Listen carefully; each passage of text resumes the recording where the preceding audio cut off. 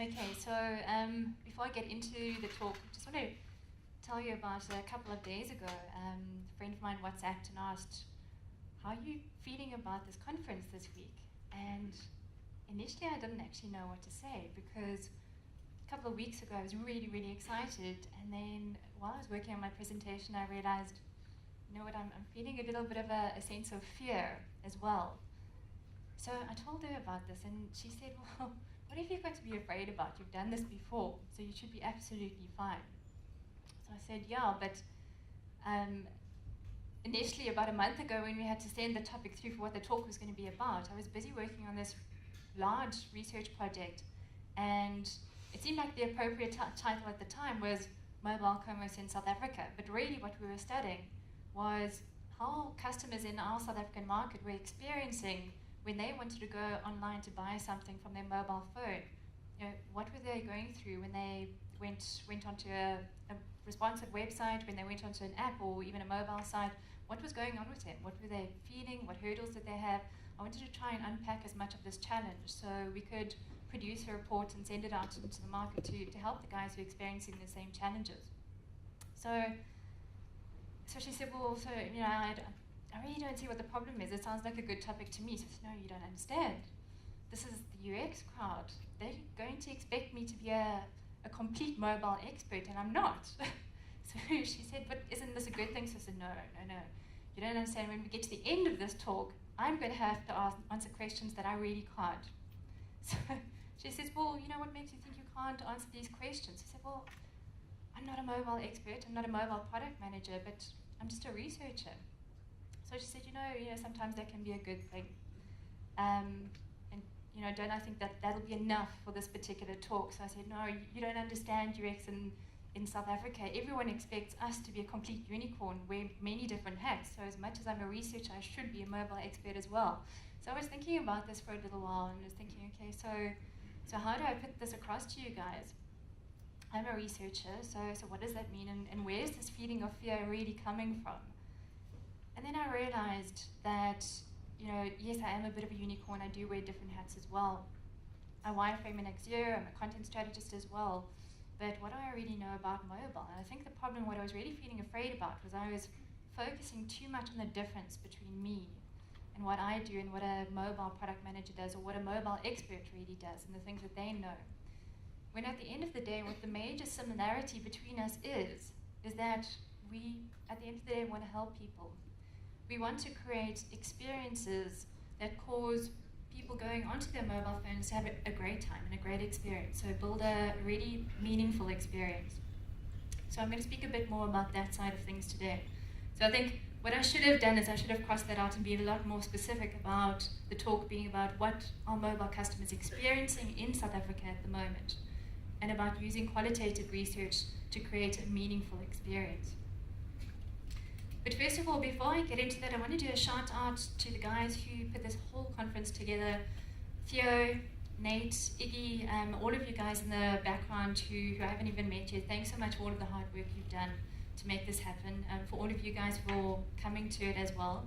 And I'd also like to thank my company, Clicks to Customers, for getting involved. We're really proud to be part of this event. And I must admit, I'm glad that we were able to sponsor the event and make it happen in Cape Town instead of going up to Joburg this time. So the thing about Clicks to Customers is we don't just consult in user experience. We do have a range of user experience services, but we also have a range of other services that we've been doing for a long time. So Clicks to Customers is predominantly around SEO, paid search, real-time bidding, social media, web analytics and data intelligence. The guys are sitting in the crowd today. Design, development, and strategy. So we really are well-rounded. And the reason why user experience was needed within our business is because predominantly we send a lot of traffic to websites, mobile sites, apps. You know, that's pretty much what the core business is for us. But unfortunately, the guys were realizing that as much as they send traffic somewhere, the problem is if the client has a bad landing page or experience on their side, it makes the work that they've done quite effective. So user experience research, the different levels of what we do, got brought into the company as well. Okay, so just to tell you very briefly of how we've grown. This used to be clicks to customers until recently. Our holding company is Incubator, and we had various offices around the world. If you haven't heard yet, we've just merged with DQ&A, so we've spread a bit. We've got 13 different offices around the world. We're doing work in over 100 countries. Got over 400 really skilled staff, so it's a great company to be a part of. Okay, so let's get into the nitty-gritty of why you guys are here, still sitting in your seats after lunch. So what are mobiles what are mobile customers experiencing in our market at the moment? So I'll tell you about the research project that we did. Methodology was really around the qualitative research process. So I wanted to make sure that we got a varied amount of people, varied kinds of people. So the first thing we did is we got a base of foreign customers from all around the world. And I tell you why we did this, because usually it's not my most popular practice, but it was really important for me to get some insight into customers overseas who used to shopping online a lot, shopping from their phone a lot, and would be able to have some kind of basis without understanding our products, without recognizing our products, without knowing anything about our products at all, and never having come to one of our sites or mobile sites before. So we had about just over 20 participants on the foreign side, and then I recruited just over 20 local participants as well. So whereas the overseas guys were all done by usertesting.com, unfortunately didn't have direct access to them, the local guys were all one-on-one, face-to-face, which is the way I prefer doing it, so we could get a lot more insight, and when there was a problem I could really delve into why they were experiencing a particular problem. So we had over 20 participants on that side as well, and then we also got a UX consultant to come in and do a site audit. It was 177 points to go through on each particular site and to benchmark everyone against each other. We looked at a number of different brands. So these are the more obvious guys, the ones you would expect for us to research. These were just our pure online guys. So Superblist, Yuppie Chef, Takelot, Xando, Spree. And I'm not going to tell you who fared best at the moment. The reporters is going to come out. If you guys want to get a copy, I'll tell you at the end of the presentation how you can get one. And then we looked at the other, what are perceived to be our main retailers in South Africa at the moment. There may be a few that aren't on the list at the moment. We haven't quite finished analyzing everything, but these were our main brands. Now you might notice something interesting about some of these brands. Most of the ones at the top, yep, you can do some shopping on your phone. A couple of at the bottom, you can't buy anything online. Not from your phone, not on a desktop website. It just doesn't exist. And the reason why I included these was because I really wanted to get insight into the guys coming in, having a certain expectation of what they should be able to do, what they should be able to shop for, landing on one of these sites and realizing they can't do what they've come to do. So what kind of feelings were they having around this whole experience? Just to give you a summary of what most of the experience really revolved around, what people were finding, was pretty much this for the majority of the brands, even the good ones. So I thought that was quite interesting because guys like Takelot, Xando, Superblist, Yuppie Chef, doing a pretty damn good job, but there were still issues. Okay, so that guy throwing his phone was mostly for the other brands not quite where they should be. So the majority of our retail brands are not delivering the mobile experiences that customers are expecting in our market right now. So, why is that? That's quite an interesting thing. Where should we be? And why are customers expecting more than we're actually giving? And why are companies over here not offering more at the moment? Is it because the South African market is too small? I don't have the answer for you there. Is it because we're not making enough money? So we don't have enough money to invest in the tech that's needed to create these experiences? Are we just a little bit too old school? So we've been a bit slow to invest in the kind of tech that's needed to really be strategic about where our business needs to go in the future. So there are various questions around that, and to be honest with you, regardless of the conversations I've had across the different commerce brands, there is no set answer. I can tell you from some of them it's just they've been slow on the mark. Others don't really perceive themselves as having the money to invest in the tech, when actually they do, but they've got other priorities as well. So there are different problems across the different brands at the moment.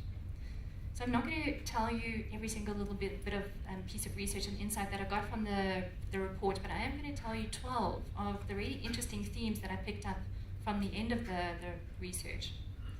Number one, all info should fit my life and be available where I am.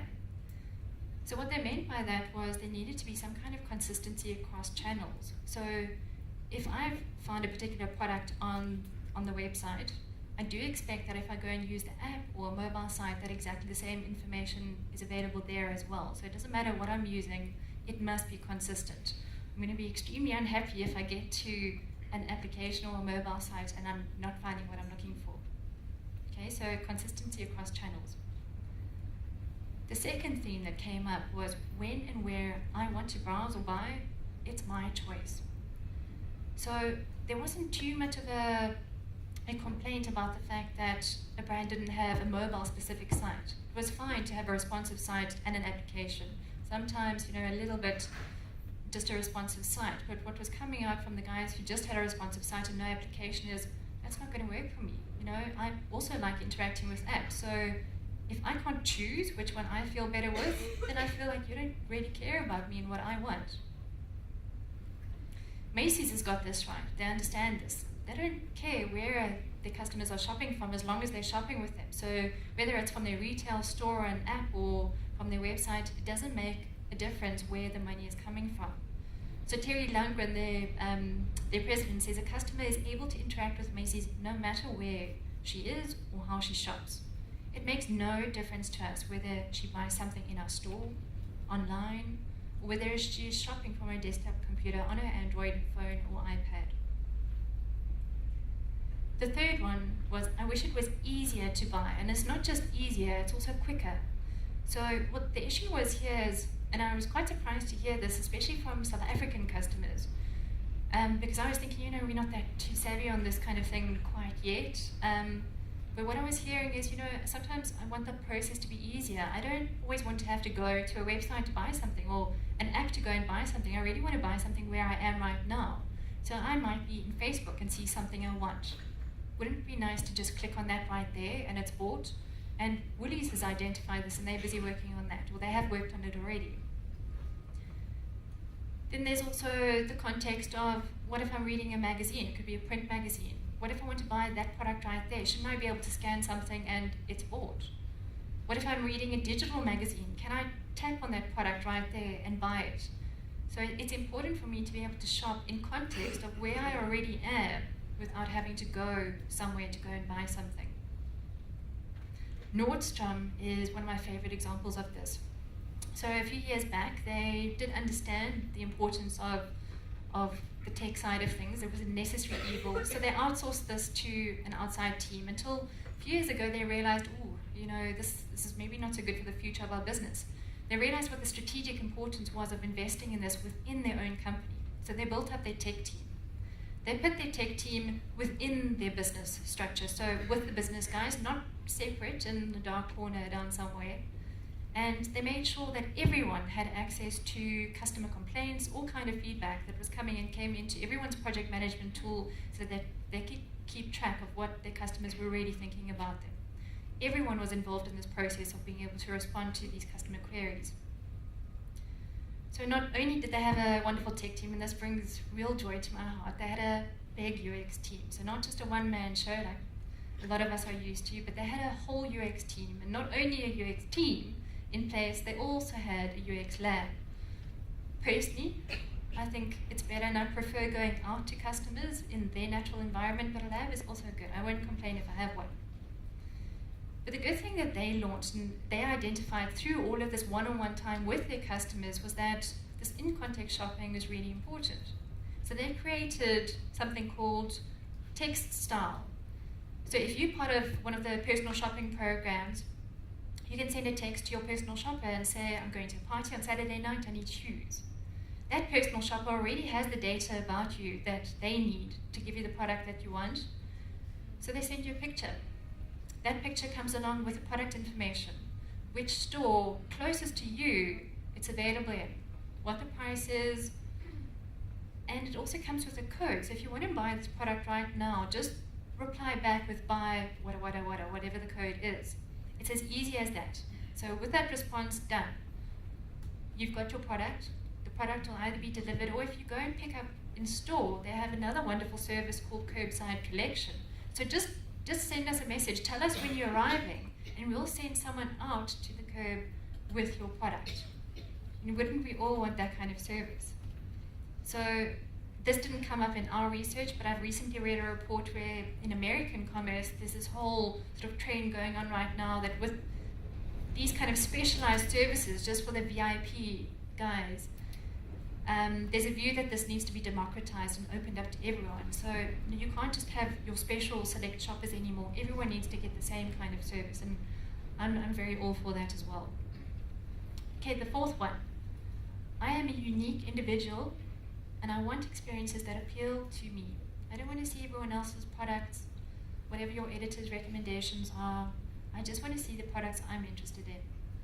Now I'm surprised that this one is still an issue on the table, because 5 years ago, when I was a UX researcher for Kalahari, this was coming up as one of the themes in most of my research with most of our customers.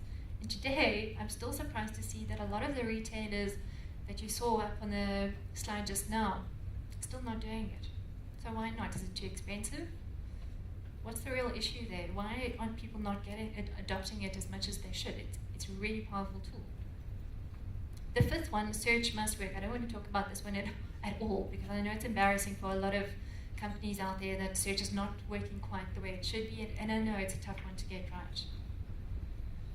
The sixth one, if it's not in stock, where can I get it? But this is real time. So remember the good old days when you would go into a store still? And I'm sure most of us do. But for those of us who are more into the online shopping vibe, if you did go into the store and you saw something perfect and you had to have that thing, but it wasn't available in your size, so what did you do? You would go to the shop assistant on the floor and you would ask, I really want this thing. You don't have my size, please can you check the back?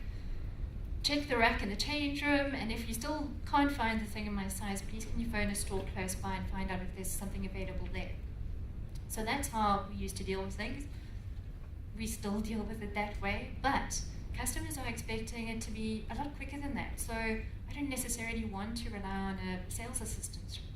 There might be issues with sales service not being that good, whatever the issue is. So I want to be able to look it up myself. So I want to be able to go to the mobile site or the app. I want to see exactly what's in store. So if I can't find it within this store, I'll have a look at the store close to me, see if it's in stock right now. If it's there, I don't mind getting back in my car and going over to that shop to go and get it now. That's how badly I want it. And even if a store assistant does help you, you don't want that person to have to pick up the phone like they used to in the past and say, you over there at that store, my customer's looking for this, do you have it in your size or in this particular size? You don't want that to happen anymore. You want the sales staff to also be a little bit with the times. You want that person to be able to look it up on their system right now and tell you, yes, there's one in that store, off you go. Quick experience, don't have to wait for someone to answer the phone. So it needs to be real time. The seventh one is the service should simplify my life and match my needs. So this is about repeat buying behavior. If you've got someone on your store who's doing the same thing every week, they're ordering 10 million nappies or cat food, whatever it is, pharmaceuticals, if it's the same kind of repeat order, don't you want to make your customers' lives a little bit easier? So all they have to do is press one button to repeat that same order over and over again. It saves time and frustration for a customer having to put every single item back in the basket again. The eighth one was, it must not take me longer than 30 seconds to check out. Once I've made my decision, I'm out of here. So if it's any longer than 30 seconds, you haven't got me anymore. So that's where one click comes in handy. The ninth one, so you'll notice everything's about speed for the next few is, it should take 48 hours to deliver maximum. There's a problem with this is that most of our retailers say, it'll take about 5 standard delivery days, but then we have retailers like Takealot who've created a different kind of expectation. So yes, the message is still, we take 5 days to deliver, but Takealot got really smart. And they thought, let's delight our customers, let's get it to them quicker. So most of us who've had any kind of experience shopping from Takealot when it's not busy season, you know that they deliver a lot faster than that. So generally, package might arrive the next day if you're really lucky, maybe 2 days' time. So you start building up this expectation that, hey, I mean, I know you guys say you'll deliver in 5 days, but I always get it the next day or 2 days at the most. So I expect that kind of behavior or that kind of delivery service to carry on. So now, as much as your message still says 5 days, if you're not delivering within those 2 days, it's not good enough. And the problem is that you might remind them, say our message is only 5 days. But the problem is now, busy season, take a lot is delivering through 5 days according to their message, and it's like really right up to that last minute of that 5th day. So now all of a sudden, unhappy customers, not because you've actually changed anything in your messaging, the promise is still the same, but the expectations have been created and you're not delivering on those expectations. So customers really do want the ability, now that they know it's possible to get something in 48 hours, you need to be able to do that across the board. And unfortunately, it's difficult in South Africa, logistically, and it's difficult for the rest of the brands to keep up with what Takealot has actually instilled in the market at the moment. Plus, there needs to be an option. If I want same-day delivery or next-day delivery, I should be able to pay a little bit extra for that. The 10th one, so don't worry, there are only 2 more. I should be able to choose my own delivery time. So, my time is valuable. I haven't got time to sit around for the entire day and wait for the package to arrive. So I'd like to schedule a time that arrives between 10 and 12, please. Now, if the business really cares about me and my values and what's important to me, they'll be able to do that. But if they don't care about me, if they're going to expect me to sit around the whole day and they're really saying to me, I don't value your time at all, so you know what, you can sit there for the whole day. So this is the kind of frustration that's being created. The 11th one is if you do order something online and you want to go to the store to pick it up, generally the expectation was that it needed to be ready within 1 hour from your order. So you can leave pretty much straight away, go to the store, pick it up. There was some leniency though that, okay, if the guys are going to take a little bit of time to get it ready, we'll wait up until 2 hours. So there needs to be quite a fast turnaround time there of being able to click and collect. And the last one, I am digitally savvy. For you guys who do UX research, you know that this isn't necessarily always true, but so our customers say, I am digitally savvy. Why should I settle for a poor experience? Because this is what they're getting in the market at the moment. So there's a little bit of a resistance. If you guys don't care about me, I don't care about you, and I'm prepared to spend more money to go to the brand who is delivering the experience they want, or that I want. Okay, so if you've noticed anything out of those 12 points and those 12 themes, is that how much of them had anything to do with mobile alone, a mobile site alone, with the use of an app alone. A lot of those points were about experience in general, about shopping online. And that's what was interesting for me, is there weren't major gripes necessarily always about the mobile product or the application. It was about how they expected the general service to be, even though they were shopping from their mobile phone. So other bigger issues. And it makes me wonder what's happening within our companies, because if I speak to a lot of our mobile product managers and various product managers within our commerce businesses, a lot of them, even from the top companies, are still saying to me, you know what, strangely enough, we are still battling with this. Mobile is still seen as this very siloed thing, separate from the business. In fact, I know someone who's used to work for one of the top e-commerce players, and she was saying to me, the problem is that she really had to fight for people to take mobile seriously when she arrived in the business. She had to fight for this, to make sure that she got as much importance or airtime to get her mobile products right. It wasn't valued within the business at all. Now it's changed. After 2 years, they've managed to turn things around, but the fact is that there's still massive targets for how much you bring in on your mobile site, massive targets for how much you bring in your application compared to the website. At the end of the day, it's all money coming in from a customer. The customer doesn't care about which platform or channel it's on. The customer is coming in and spending money with you as a company. So how dangerous is it for us to still put everything in little tiny silos? Okay, so let's move on to the bit that really excites me the most, the qualitative research part, and how it can create a meaningful experience. So I don't have a silver bullet for you to say, if you guys are experiencing these problems with your mobile products, or with customers complaining about certain aspects of their experience with you, I don't have the answer for you on how to fix that, but I do have some advice on how qualitative research can help you come up with those answers. Or more from a business side, I think they'd be more interested in don't really worry about which research you use, but how do we get conversions? So qualitative is really important in being able to give you answers that quantitative can't always. So I was going through my presentation with this colleague of mine a little bit, and she was saying, I know you guys you're speaking to the UX guys here, but I don't know what the difference is between quantitative and qualitative. You can't assume that everyone will as well. So just to take you through it quickly, and I'm sorry, I don't want to make an assumption that some of you might not know the difference, but just in case, because a lot of what I'm speaking about now is going to cover that, let's cover it quickly. So on the quantitative side, that's when I would ordinarily go and do a lot of data mining, go into Google Analytics, would do some A/B testing, maybe some online UX assessments.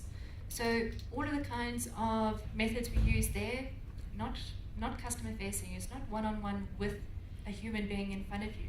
It's looking at the data and measuring things very specifically.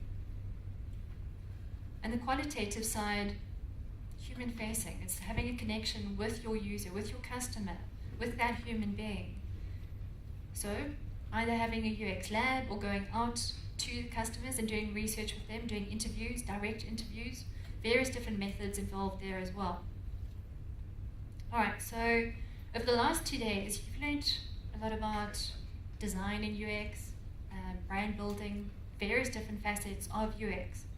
But if there's one thing that I'd really like you to take home with you today or consider, if there's only one last thing you can absorb in your mind today in the last few hours of this conference, it's really about this. How can you help the person sitting next to you today? So I'm going to do a little bit of an experiment with you. Just take a quick look at the person sitting next to you. Okay. Check them out properly before it gets a bit too awkward. Okay, so what do you know about this person now that you've checked them out for a moment? What color hair do they have?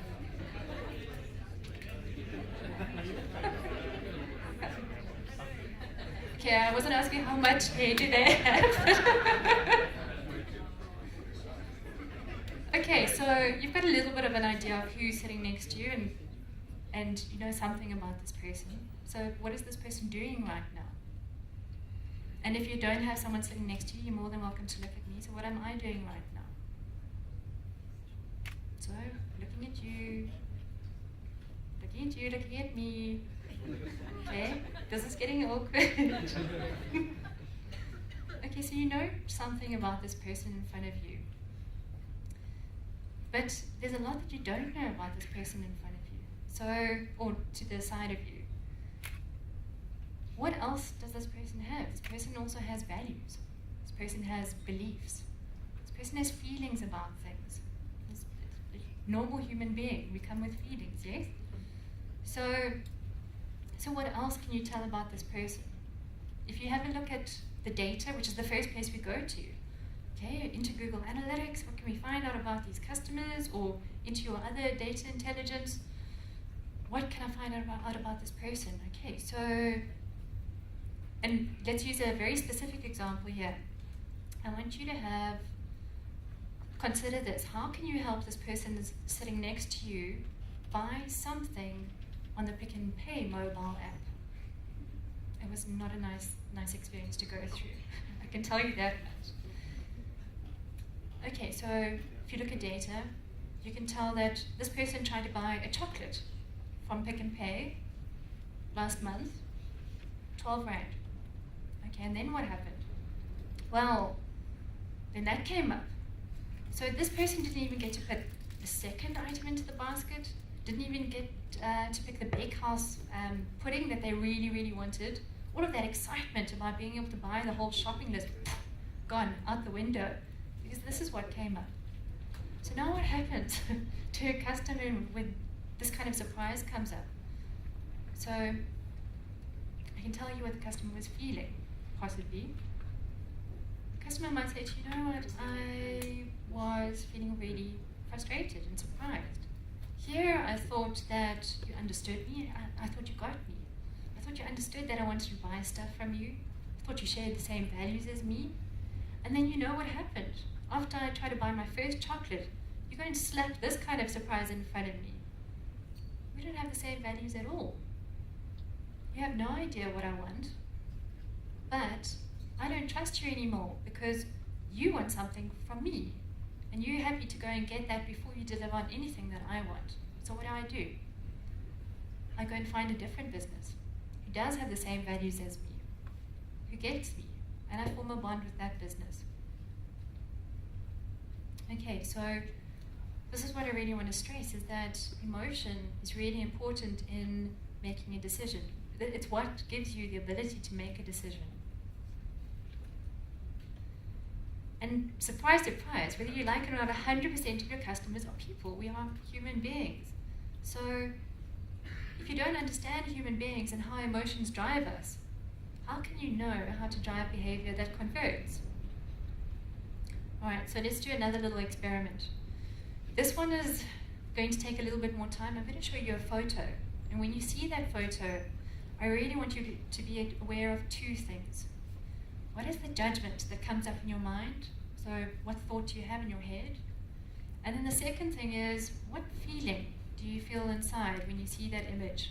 So be really aware of it if it actually makes you feel something physical within your gut or somewhere else in your body. Usually a feeling, if it's quite strong, can manifest itself. Okay, so let's try out the first one. Okay, I'm going to give you a couple of seconds just to really take it in slowly. So think about what thought is in your mind right now around this image. How is it making you feel?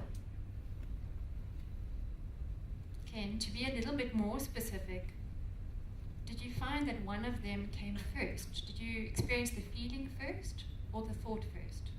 So hands up. I know this is the stressful part. This is the one I really don't like because I'm an introvert. So when someone says to me, please raise your hand and show us, no, please don't make me do that. But honestly, for those of you who feel like it, who felt the feeling first?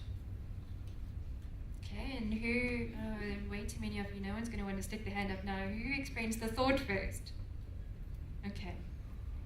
Alright, so generally what happens is we experience our emotions and our feelings first, usually 5 times faster than it takes for us to really formulate what the thought is. So the emotion is the thing that drives the decision. I'm going to show you another one so you might pick it up a bit quicker this time. Okay, so you guys had the thought first. Who wants to change that around now? Okay. Let's get rid of that image quickly.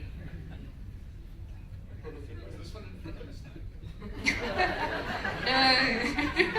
Different experiment. Okay, so coming to the end of the day, nice, warm, cozy feeling. Round about time for coffee after your lunch. Okay, so I think you get the picture there. How strong your emotional reaction is to something that you see.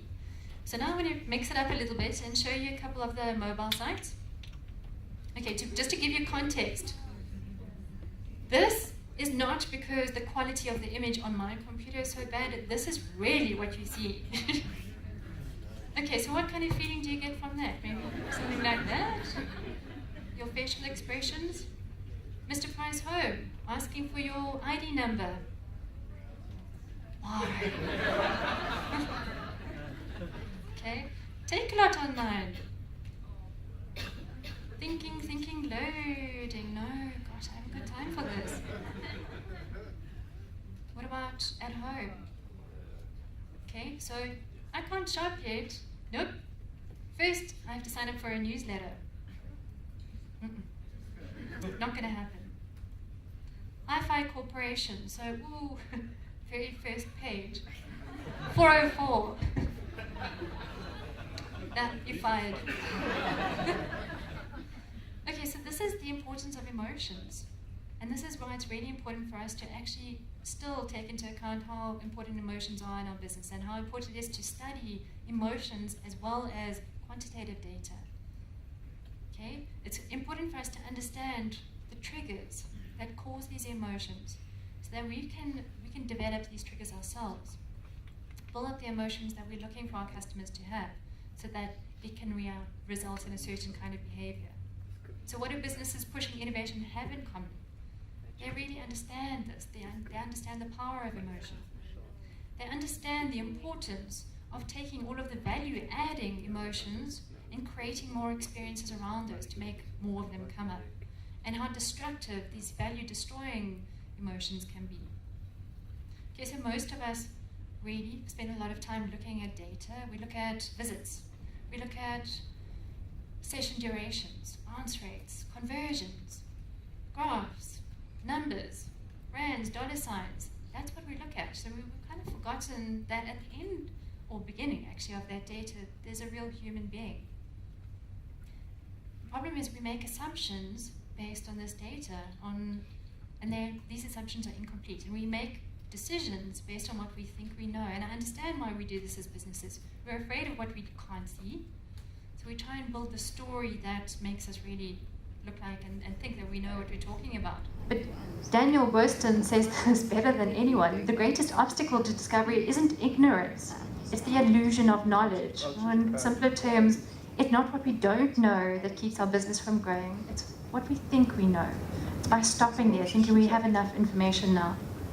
And Einstein, my personal favorite, any fool can know, but the point is really to understand. So in the example of Pick and Pay, we would have probably started jumping ahead to some kind of solution. So, okay, we've realized that a customer drops off here because we're showing them the registration too early.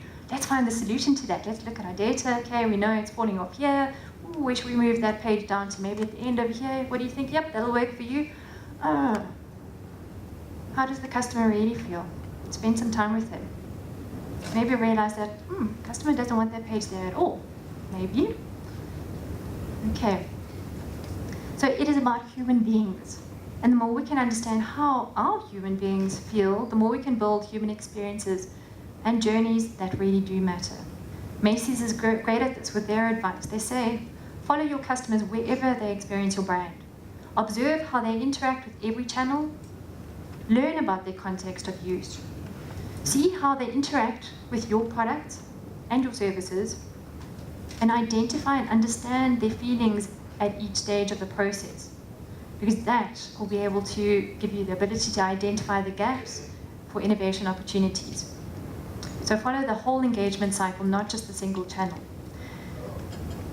If you don't, you're going to underestimate how powerful this qualitative research can be when you're busy trying to innovate your business or build customer relationships with people. So this is my personal opinion.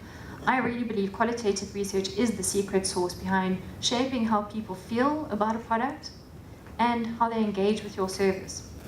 This is what enables meaningful experience, which if done well, will become a shareable experience. And its role in improving customer experiences and relationships, loyalty and satisfaction is crucial for your overall business performance.